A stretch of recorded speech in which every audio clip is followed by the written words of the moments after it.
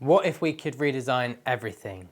This evening, or this morning, this afternoon, depending where you're tuning in from, we're going to be talking about the redesign of many things. Welcome back to the DIF, the world's largest online festival of ideas. My name is Seb and it's my pleasure to be your host. And today we're going to be talking about architecture, we're going to be talking about buildings, we're going to be talking about our public spaces. And we're going to be reimagining how these things work in a future world, but also today's world. And to talk about those things, I'm very privileged to be joined in the DIF studio by Areti Markopoulou, an architect who is based in Barcelona at the IAAC, a very prestigious institution for architecture. And we're going to be looking at some real prototypes. We're going to be talking about productive architecture, new materials, manufacturing, all of that to come.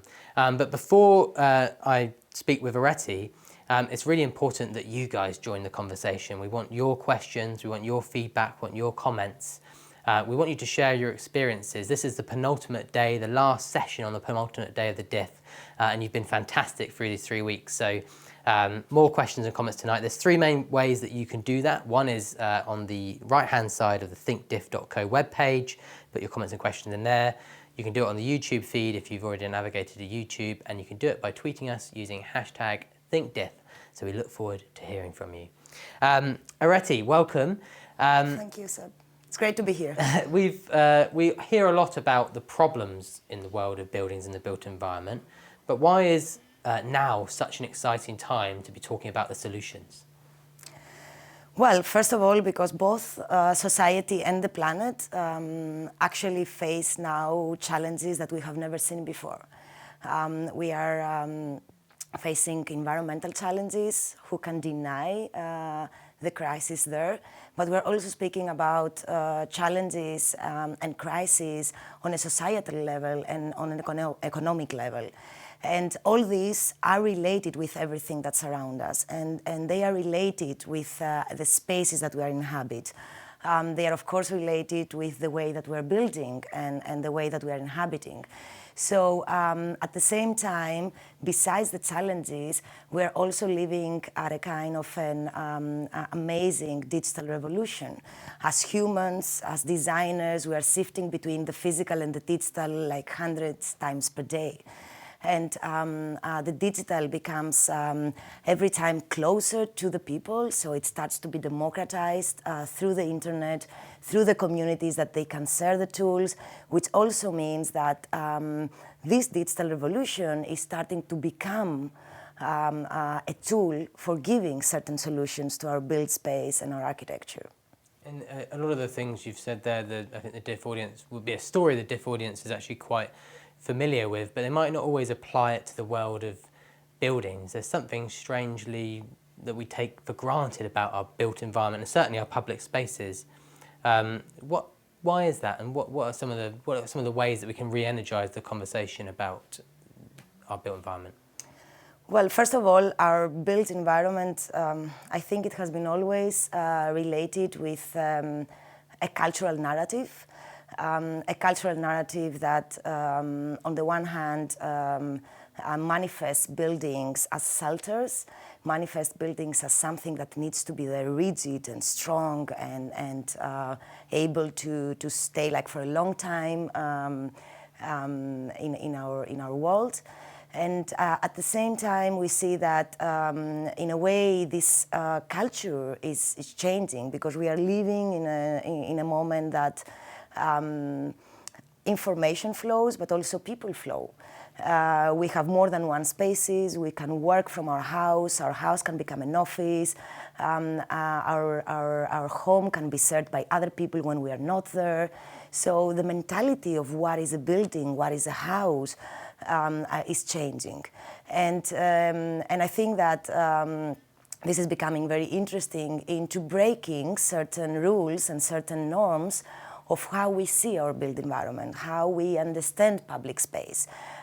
We have always been talking about the plazas, the squares, the public space as a way of a social interaction, and that has been related with the physical.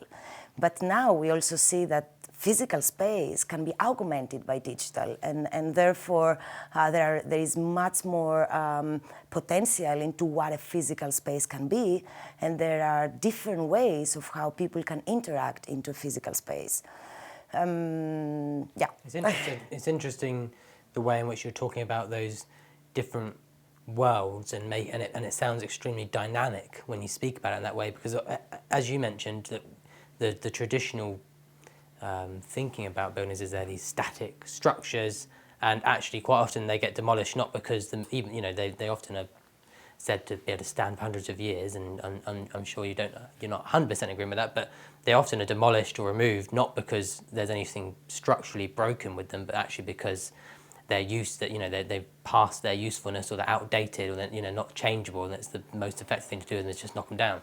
Yeah, actually they're being demolished for both reasons that you're talking about. Our built environment is not responding to our needs because our needs are changing continuously, and we also need to expect more from architecture. We need to ask more from architecture, and we need to ask more from architects. Until today, we're mainly producing architecture that is consuming. It's consuming energy, resources, materials, and it gives very little back if we think about it in a more holistic way. It actually gives back a shelter, but it gives nothing to the environment, it gives nothing to the community, it gives nothing to issues related with economy, for instance.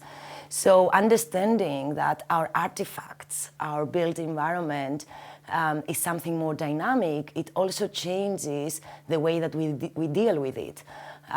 Nature has been very wise in creating every shelter as if it was a living organism. It is a living organism. And we humans are the only ones that were creating shelters that they are not alive, or they are not following, let's say, natural principles, and they are not reacting into anything that surrounds it. On the contrary, they are really enclosed into everything that surrounds it. So if we ask more from architecture, if we ask that architecture is able to adapt, to change shape, is able to integrate principles or actions, same as biological organisms do, for example, filter air, produce energy, produce resources, then we would have a radically different image of what architecture is and how we can interact with it. That really resonates with me, because I've spent loads of money on my house and it still just costs me more and more money, and it doesn't give me anything back.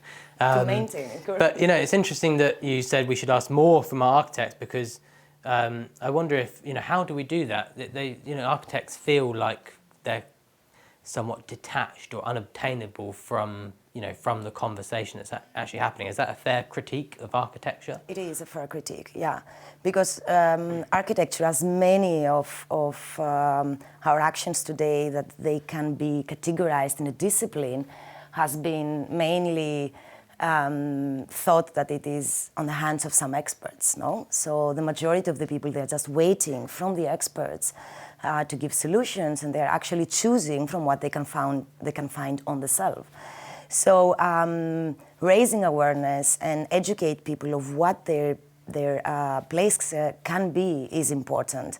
A few years ago, we did a project in Mumbai, in India, with the Ministry of Housing there for a big redevelopment plan of an area called Chols. The Chols is something in between the favelas and the slums and the residential districts.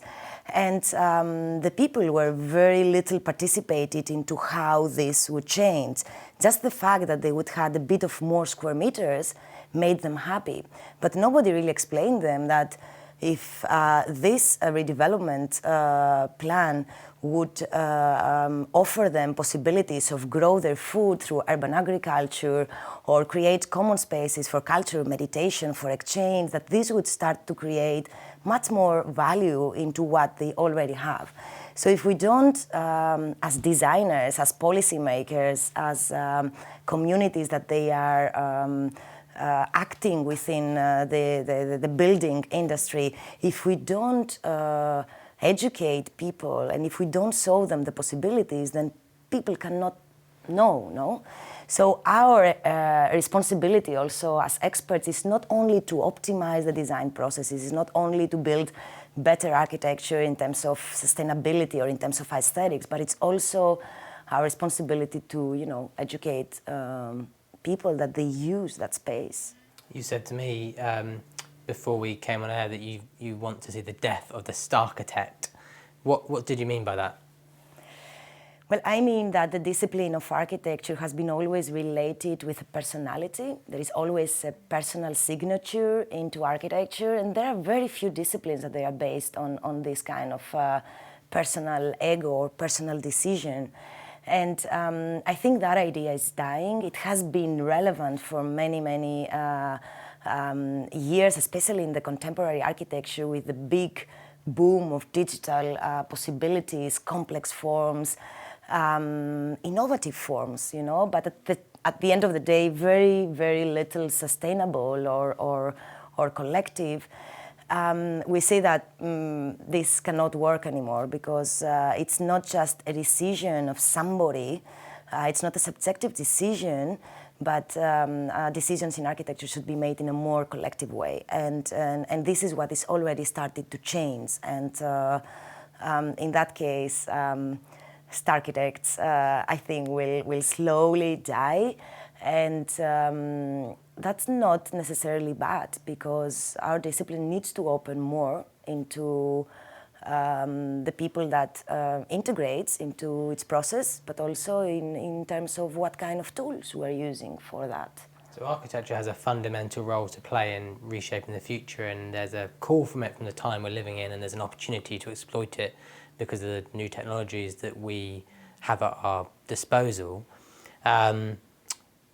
You mentioned earlier about the idea that we currently design and build buildings and also think of buildings from a mindset perspective as being purely shelter. They just cover us at night and we live in them or operate in them. What else can buildings do, though, someone might ask? Oh, a lot of things. I will ask. A lot of things. They can produce resources, first of all. They can produce resources such as energy or such as food. There are a lot of buildings today that we can see that they have renewable energy technologies on it, such as photovoltaic panels or urban windmills and geothermal systems of generating energy. We back in Barcelona were also working on alternatives in how we can use, for instance, expertise from other disciplines to bring back to architecture in order to create a more productive sense of it. So, for instance, we're working with biophotovoltaic technologies, technologies that they are using the photosynthetic activity of a plant in order to generate energy, because we are able to capture the microbial organisms of the roots of the plants and generate energy through greening space, through not any necessarily plugged-in systems of, for example, photovoltaic panels. So can you break that down for us just a tiny bit more? So photovoltaic panels, they're basically you've got the solar panels, which is just, we put those on our roofs, that generates solar energy. I think most people are that's quite a well-known concept. And now we've got biophotovoltaic. And so what is this doing exactly? This is doing a lot of things. So first of all, it's growing plants. It's growing green. It could be plants, it could be vegetables, it could be a lot of things that we want to plant there. Second of all, is generating energy. So if we imagine the big amount of open space that we have in our cities, so like it could be in our parks, in a park, in public spaces, in highways, in terraces of the buildings, in facades of the buildings, we have so many square meters of rigid materials that they could potentially be something else. So they could be greened. They could create a kind of a higher aesthetic in terms of seeing an asphalt or a concrete material. Seeing green is always, of course, better. But at the same time, plants can filter air because they absorb CO2. So, you have an added value into into greening spaces. They can also protect, for instance, from urban flooding. There are a lot of cities, contemporary cities today, that they have big issue on flooding. So having green areas that they can do multiple functions, it's really an amazing idea and a very simple one, right? So this is generating energy. Added to that, we're generating energy that it could eventually, power, for example, the lighting, the street lighting that we need. The energy that you can generate from a biophotovoltaic technology is still very much in its initial, let's say, steps. It's not very high, but you can optimize it, and you can also use it according to, like combining with technologies of LED lighting that needs very little voltage there, etc. So is this energy positive? Would we call that a net energy positive technology in the sense that it's producing more energy than it would use? It definitely and it's can definitely be considered this is a positive technology energy. that's at a sort of testing phase, I guess. That's correct. You also had an image there showing us a bit what it looks like to produce food in a building. Food is crucial. Food is crucial. Food is crucial. That we population can absolutely is growing. Our need to feed the population is growing. We need to find alternative ways of growing food in the periphery, because that is actually killing our forests. This is killing our ecosystems. So, trying to bring part of the production of food inside our cities is fundamental, and architecture can be the base for that. This is not the typical urban farming that I've seen in what are we seeing mocked up here? There is a structure that we have created together with our students, like in a 5-month program, where we wanted to actually transform our terrace at IAAC in Barcelona into an urban garden, but also to create a space where students could go there and interact. And on the one hand, we used local material, Catalan wood. Catalan wood is not very well known about its properties, so it's only being used basically to create pallets because it doesn't have high qualities as wood. But how you design your materials is a process that can add value to that. So we took as a base what the material can do, and we designed appropriately so that we can, take the most advantage of that material. So we were able to create a structure out of that material, and at the same time add hydroponic systems in order to be able to grow food. That has also been part of a European-funded Creative Europe project, which allow us to create 3 installations in Barcelona, in Praga, and in Vienna. So this is, I guess it's a response to the fact that people are looking to shorten the food supply chains. We're becoming aware that we can grow much more food in the city, which is better for many crops anyway. And actually you can design that into the structure of the buildings from the outset. The question I have about this actually is, and maybe it's relevant to a number of the topics we'll end up discussing, is how much is this designing on top of what's already there, because so much of what we already have as buildings, and how much is this, having to design something from scratch or design something brand new?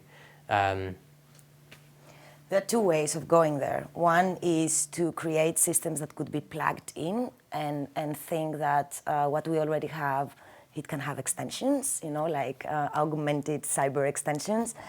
But we can also think that we are building new buildings like every day. We will be needing around 100,000 homes daily in the next 20 years. So rethinking how all those systems can be integrated into the new buildings that we will be producing is also fundamental.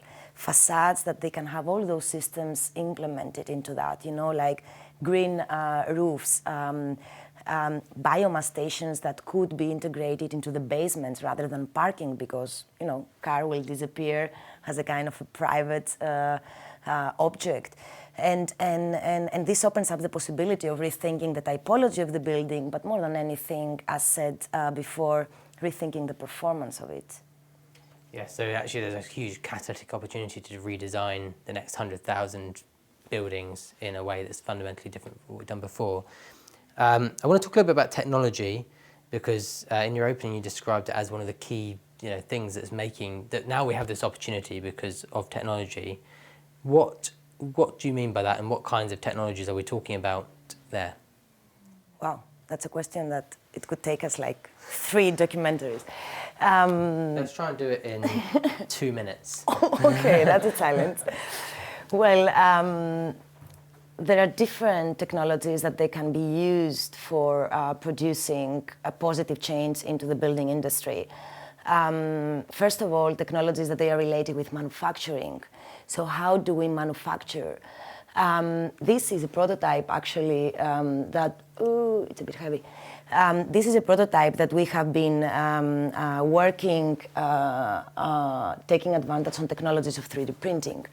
So that is 3D printed? That is a 3D printed, 100% natural material prototype. And this is small, but we also went big, that's bigger, like some months ago. And what we have been trying to do here is to try to combine technologies of 3D printing. 3D printing is a revolutionary technique, because it actually allows you to deposit material only where you need it. That means that we can create structure that they don't have any excessive material on it. And that is a big, let's say, positive impact in both environmental and economic issues. So we can also create much more complex forms without the necessity of any molds. So no waste here. We just have the raw material, which in that case, it's also 100% natural. It's pure earth with water-based additives. It's clay, it's unbaked, which also makes that recyclable, which means that you can, once you build something that after a few years you don't need anymore, for several reasons, you can recycle the material, either bring it back to earth or reuse it to build something new. And this is something that we could never imagine that we could do before without those technologies. So, and just to clarify, so that's unbaked clay, and that is even Unbaked more unbaked clay. Why is it harder to make a building out of that without 3D printing than with 3D printing? what you can do with 3D printing is that you can add properties that you cannot do without 3D printing. For instance, well, this is actually a good prototype to explain that. For instance, here you can see like a very complex organic form, you know, like it There's is lots really of layers inside there, right? a lot of layers and a lot of different customized designs within that. In order to do something like that without 3D printing, you need 1 million of different molds, and you also need much more time than we need today. So what this is allowing us is that on the one hand, we are actually optimize the material. So all these holes are also because of structural performance. But at the same time, all these openings are being designed based on environmental parameters for passive heating and passive cooling, so for ventilation to happen according to orientation, etc. So when we are 3D printing, we can also design so that we can enhance performance, so that we can enhance passive performance. And this is again something that we were not able to achieve until now without that technology. It's a bit of a specific point, but I can imagine some people watching this at home will be wondering, why has, this is a wall, right? Why has it got holes in it? Because that's not how we normally design walls. What's the advantage of having holes in your walls? Well, it depends on what kind of climate you are. In the UK, you probably wouldn't. It depends also on which kind of orientation you are and exactly on what kind of site you are. But holes are for, as I said, ventilation, but also for lighting, according to orientation, for ventilation. And sometimes, especially when we're working with the clay, it's also helping the process of manufacturing so that the material can dry faster and so that you can produce faster. And this is, again, connected with what I was saying in the beginning, the fact that we will need to find solutions not only for more sustainable, but also for quicker production of built environment. It makes it really important to start, like optimize also the process of manufacturing. So we need buildings that are better with energy, that produce things like energy and food for us. We need buildings that are, we obviously don't want buildings that are more expensive to make. Another architect was on the diff earlier in the second week, and he made the point that we have all the tools and technologies to do what we need to do in the built environment, but he had this frustration that it just wasn't happening. Is there a holdback with any of these technologies, or can you pretty much do this at scale if you had the right funding, or et cetera, et cetera? We are all frustrated. I share with him the frustration. And the frustration comes mainly by the fact that the construction sector is very slow. So research is very, very quick compared to the industry and compared to the norms related with the construction. No? In order to certify a material, it could take you like a lot of years. In order for a regulation to change, it could take you a lot of years. So we do have the technology, and there is every time more and more research and pilot projects that help us evaluate those technologies in real scales. And what we actually need is a kind of a more dynamic, let's say, process of regulating the construction and for adapting the regulation to the new inventions and innovation. This is something that is not always easy to achieve. Of course, some people might say, I've just bought a house and I want to make sure that the building regulations are really thorough and it's super overly scrutinized. Is that still possible in a world where we're a bit more dynamic? It would be possible if, regulations would allow certain innovations to happen after evaluation is being done. So, yeah. Okay. And so it's fascinating to hear that in the world of architecture that the academic research is the fast-moving part of the equation, while the industry is the sort of slightly slow, maybe outdated part, because often you have the complete flip side in many sectors where business is pictured as being this very fast-moving, innovative, you can try things and do things. There's an unusual barrier. This is another 3D printed. That's an amazing collaboration actually that brings industry and academic research together. So that is a collaboration with Acciona, which is a big construction and real estate company they are also focused on building civil engineering infrastructures. And we work together in order to create the first 3D printed pedestrian bridge in the world. It is actually placed in a park in Madrid, in Alcobendas. And it's a totally 3D printed bridge by prefabricated pieces. So there are 8 prefabricated pieces that they were brought on site. And they were assembled in actually 2.5 days. So a very, very quick, let's say, construction. Now that has been a big lesson for all of us, like first of all, it actually showcased a very interesting topic in relation with how those new technologies are changing the way that researchers, industries, policymakers, because there was the city council of Alcobendas back there, like really trying to also give the feedback on how this can be or where can it be, etc. So the whole way of how we worked all together was really, really amazing. It is a new way of working, not so much linear, like a policymaker gets out a brief, a designer responds to that brief, the industry takes what designer had designed in order to build it, etc., which has been a very much more linear model. This one has been really a kind of a more dynamic, bidirectional or multi-directional relationship. So we have been working on designs, and then we have been going back to Acciona to print, and then according to what we were seeing on that print, we were changing the design, and then according to regulation of public space, we were again changing, So it has been like really... What material is that bridge made out of? This is concrete. It is reinforced by fiberglass, so it's not like steel reinforced concrete. It's not the most sustainable concrete that we could use, But that's another, for example, issue that can arise from that project. There were a lot of different options of testing different materials, such as geopolymers, which are more sustainable concretes. But then at some moment, you can realize also that industry's speed is different than research speed, also in terms of how much time they can wait, or how much, possibilities they have to experiment on a functional civil engineering infrastructure. So we didn't manage to go ahead with a lot of some of the alternative materials. Still, this is an interesting material, but it can get better.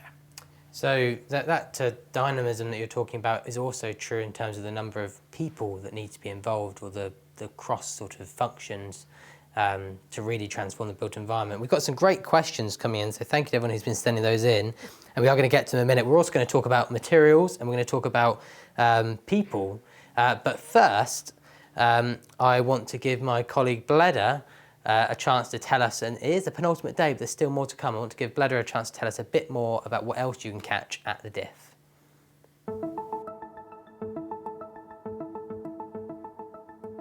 Hello everyone, and thanks for joining this brilliant live studio session with our guest Areti Markopoulou.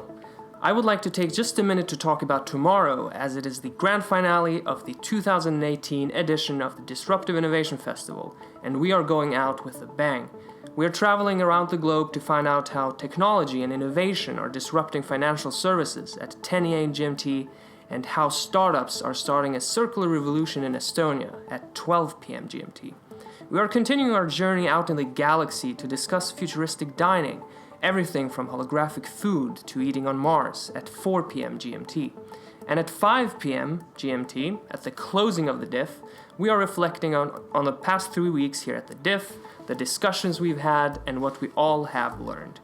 Areti Markopoulou, by the way, also starred in our feature-length documentary System Reset, and in tomorrow's show at 11 a.m. GMT, we're looking at the making of that film, and indeed all 3 films that we've made for the DIF this year. So tune in tomorrow for the last day of fun here at the DIF.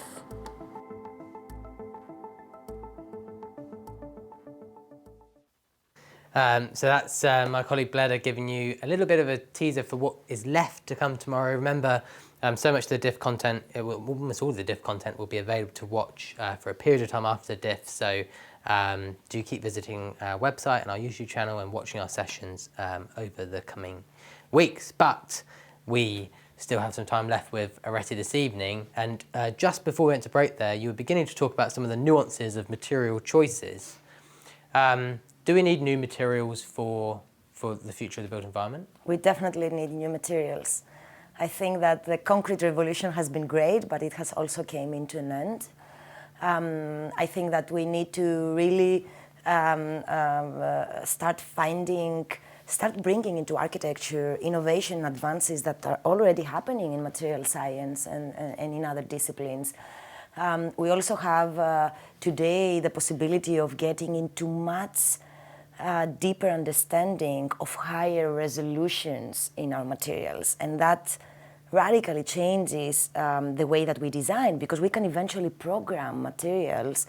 We can design them to perform the way that we need it. Like traditionally, we always thought that materials, if the properties of the materials change, then architecture has a problem. No, if materials erode, that is problematic.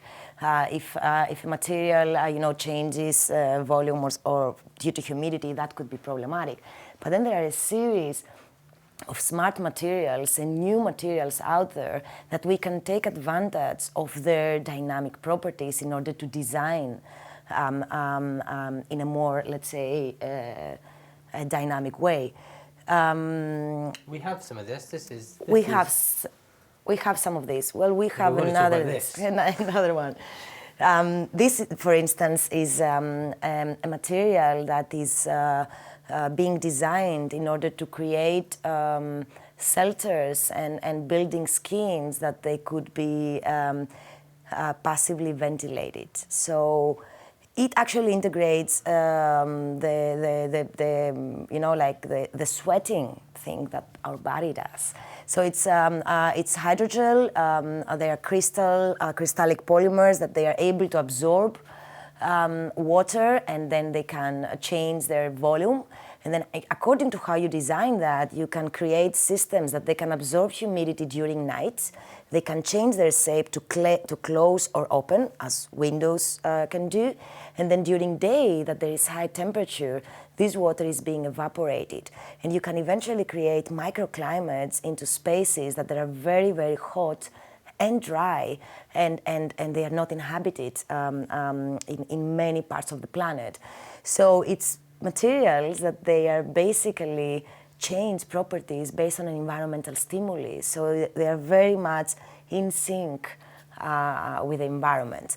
So this would be placed in like a wall or something like that? This could be placed in a kind of a tensile skin, soft skin of a facade for a public space, shelter, or for a building facade as well. And is it a naturally, I mean, where do you find this? Do you have to create this in the lab? Or? That is not natural, Yeah. but if we want to speak about natural, they are polymers. Those are hydromorphic polymers.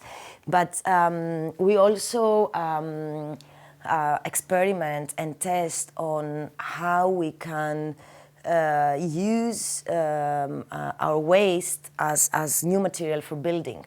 So that is another small prototype where actually shows a joint collaboration that we did with the Italian Institute of Technology and the Smart Materials Group on how to use organic waste in order to create bioplastics that they can be durable and they can replace the plastics in architecture, whereas those are indoor or outdoor. So this bioplastic is using organic waste of coffee and orange peels, and according to the different organic waste, you can acquire different properties that for architecture is important. For instance, orange peel can enhance mechanical properties, which means we can create stronger structures. Coffee is a hydrophobic material, which means that it is resistant to water, which means that it can be used in the outdoor surface of our structure. And then if we use technology such as 3D printing that we have been discussing before, then we can create functionally graded materials, which means that we can decide which material can go where according to the structural loads or according to the needs that we have for the structure. So it's not anymore rigid architectural blocks made of materials that they only do one thing. We're talking about dynamic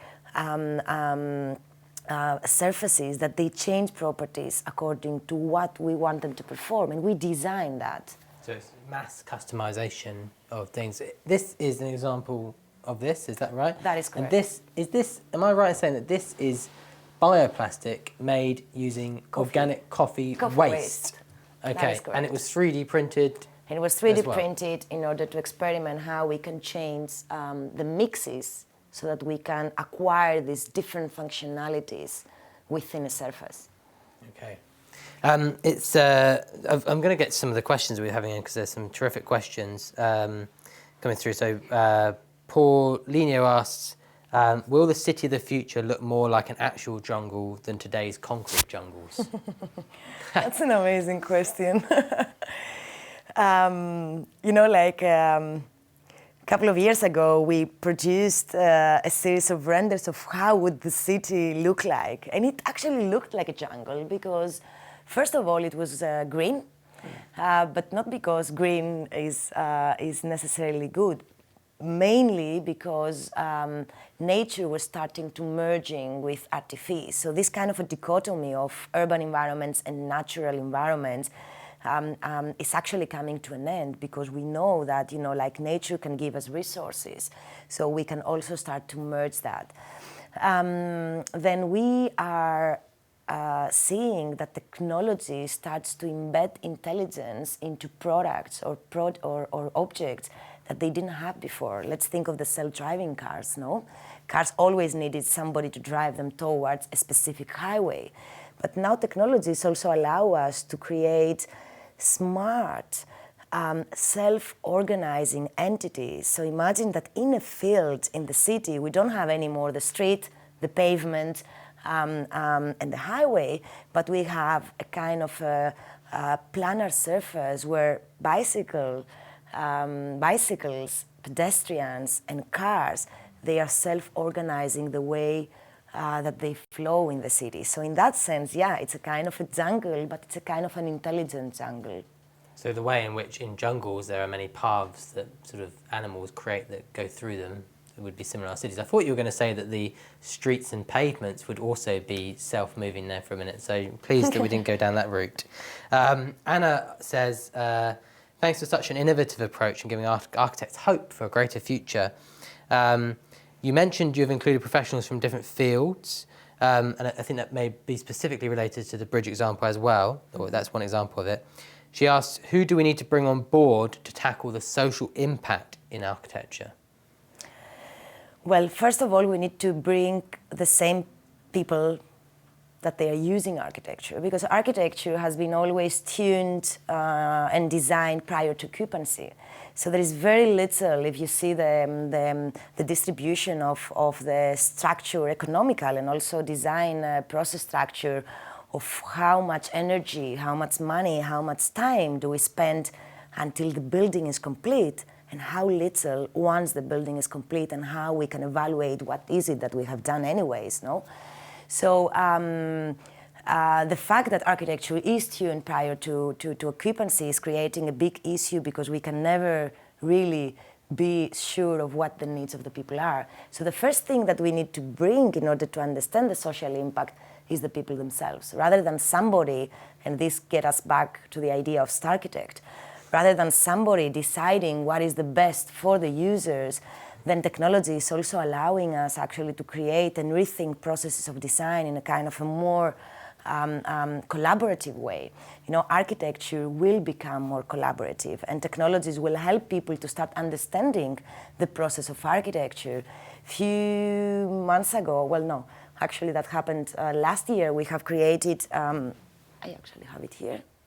We have created, we brought from gaming industry principles of how we can create a game to engage people so that they can design their public space. So through playing, they were actually sharing their desires. But through multiplaying, they were also understanding what is the necessity of the rest of the community, and also what is the impact of their design. So just greening a street doesn't necessarily mean that this is sustainable, because it might need a lot of water or a lot of energy, etc. So rethinking the processes of design, allowing people to participate, engage people in more technologically enhanced participatory design processes is the only way to create architecture that is closer to the needs of the people. And that is a social aspect that is very important to bring back to our needs. It's interesting because the nature of computational technologies, you could say, oh, that's almost a dehumanizing thing, because we're putting algorithms, we're putting new parameters in, we're using modern, often AI-powered technologies to help us to create things. But actually, this is an example of how that can be that can help to humanize it, because it's bringing access to something that was quite inaccessible, but without this technology. That is correct. I mean, technology can give a lot of different solutions and answers. It depends on what kind of questions we're also doing that. Actually, speaking about technology, Sam says, we're often promised that there is a technology just around the corner that will change everything. We do a bit of that at the diff as well.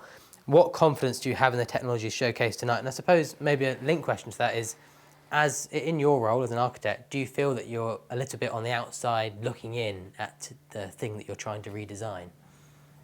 In terms of lacking the knowledge of technology, you mean? Well, I mean, in terms of the potential for these technologies actually to have an impact in the sector. Yeah, well, I think that I'm a big advocate of the transformative potential of technologies. But at the same time, I also think that as much as we are driven ourselves into a more quantified world, I think that this quantification, technology, values, data, numbers, algorithms are not going to actually give the answer to all the world's challenges. I think that we really need to understand that the cognitive possibility that humans have, but also the critical thinking, it should be there in order to curate all these possibilities.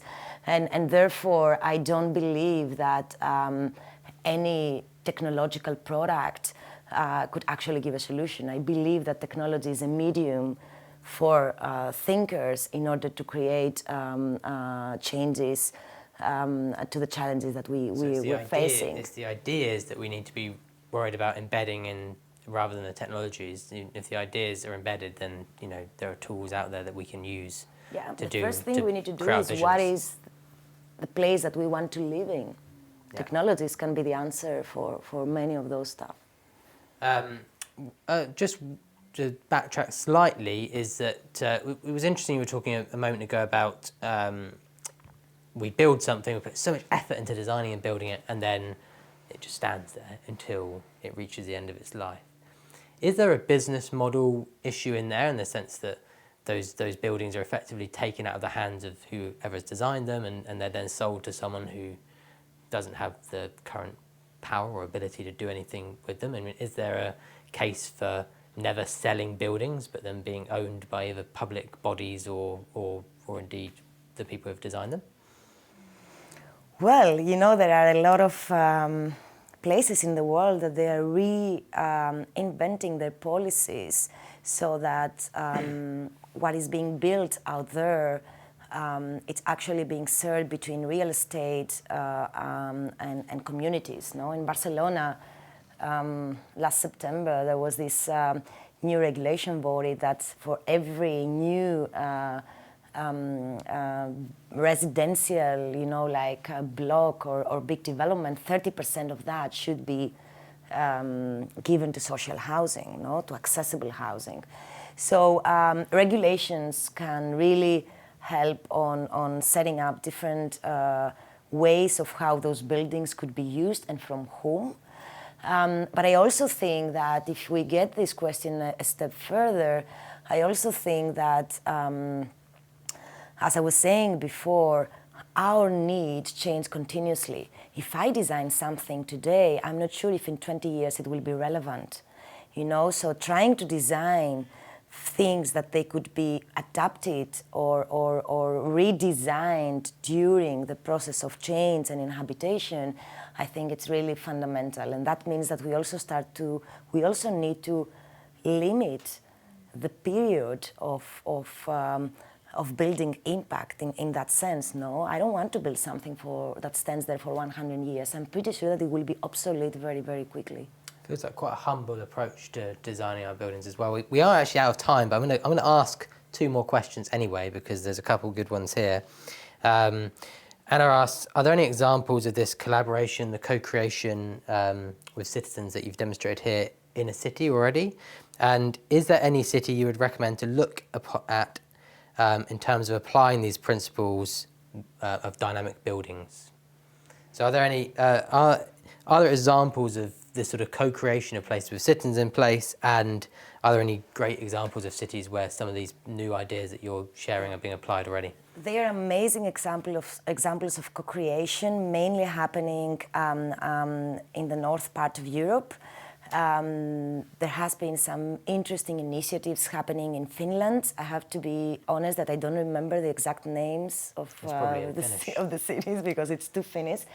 But they had this great initiative, and they keep on working on it, on instead of presenting to the people a master plan, a redevelopment of a whole area, then they created this kind of open web platform that looked like a kind of a game, and people could start designing together with the designers. And I think that has been one of the most interesting case studies I've seen in bigger scale operations. Then, of course, what we have done in Barcelona in the Superblock, it was also very interesting because that project actually moved the mobility into the periphery of the block, and all of a sudden there was 70% new public space given to the people. So how we design that, it's also fundamental. And the Superblock in Barcelona, I realise that we don't have much time, but what is the Superblock? The Superblock is part of the urban mobility plan in Barcelona. It's actually a very simple idea that comes from the mind of Salvador Rueda from Ecologia Urbana, and it merges 3x3 urban blocks. It redirects the mobility into the periphery, only allowing very, very limited mobility happening in the middle of the block, mainly related to the residents, and that all of a sudden gives a lot of public space back to the people. So that gaming interface was actually created for that area, because when the pilot project of Superblock was implemented, a public disagreement arose of people being in favor or not in favor of the project. And for us, that was surprising, because who wouldn't like extra public space anyways, no? But then we realized that the people didn't really felt engaged, and they only saw streets without cars, so there were no design whatsoever in order for this space to feel like something different, to feel like public space. So that's why we have been working on that. So you asked them to co-design that new opportunity that they had. Correct. I've done a few of these conversations about the future of built environment, the future of architecture during the DIF. And there's always this sort of undertone of but we've got to try and overcome this barrier or this barrier. In this conversation, it feels like you're really excited about the opportunities. Are you an optimist? I am an optimist. I am an optimist because I also see that in our work. Every time more and more people are working on rethinking the way that we're drinking water, instead of rethinking how they can redesign more ergonomically the glass, no? So we need to really be radical on what is the way that we are inhabiting, on how we can interact with our built space, and what this built space is able to do. So as I said before, we need to ask more from architecture, and we need to ask more from architects and users that inhabits that. Areti, thank you so much for joining us here at the DIF. Thank you, Seb. I think that takeaway of we need to ask more of our architects and completely rethink the way in which we interact with our built spaces is something that will stick with me following sessions. Thank you so much for joining us and for all your questions over the last 45 minutes. I'm gutted to say that that's the end of the penultimate day of the DIF. We've only got one day left of live sessions, and indeed of more films and podcasts being released. So do make sure you join us tomorrow, especially for the 11 o'clock GMT session, where we're going through the making of a couple of our big film releases at this year's DIF. Thank you so much for joining us, and thank you again for Areti for taking the time out to come and give us a new vision for architecture. Make sure you keep engaging using #ThinkDiff.